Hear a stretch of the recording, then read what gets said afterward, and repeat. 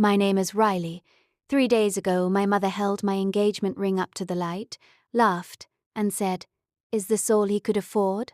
Your father spent 3 months' salary on mine."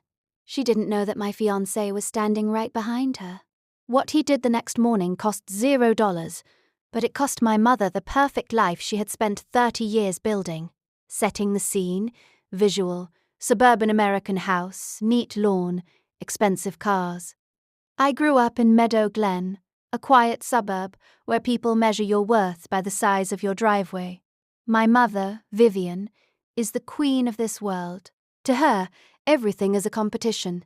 My sister Brooke is the golden child, because she married a lawyer with a 3-carat diamond. And then there's me, an ER nurse who falls in love with a man who measures success in sawdust and wood grain. The incident, visual, a dinner table, wine glasses, tense atmosphere. Last Friday, we had a family dinner. I was so excited to show my ring, a simple white gold band with a deep blue sapphire. It looked like the sky just before the stars come out, but the moment Mum saw it, the air left the room. Vivian, mocking voice. "Show her yours again, Brooke. Let Riley see what a real ring looks like." I felt 12 years old again, that familiar sting in my eyes. I tucked my hand under the table, wishing I could disappear.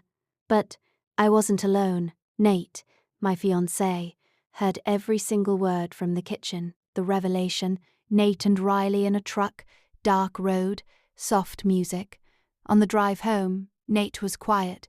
Not the angry quiet, but the kind of quiet that happens when someone is making a big decision. Riley, "I'm sorry about her, Nate. She's just like that." Nate, "Riley, has she always made you feel like you aren't enough?" Riley, "For 29 years. The next morning, Nate did something I never had the courage to do. He picked up the phone. He told her the truth about the cheap blue stone." The cliffhanger, close-up of Riley's face, looking determined. That sapphire wasn't from a store. It belonged to Nate's grandmother, Ruth. She wore it for 41 years through house fires and layoffs, because it was the only thing her husband, a carpenter, could give her. When my mother laughed at that ring, she didn't just insult a piece of jewelry. She laughed at a dead woman's 40-year love story. And Nate was about to make sure the whole town knew exactly who Vivian Reeves really was. Wait for part 2 to see the email that destroyed my mother's reputation at the country club.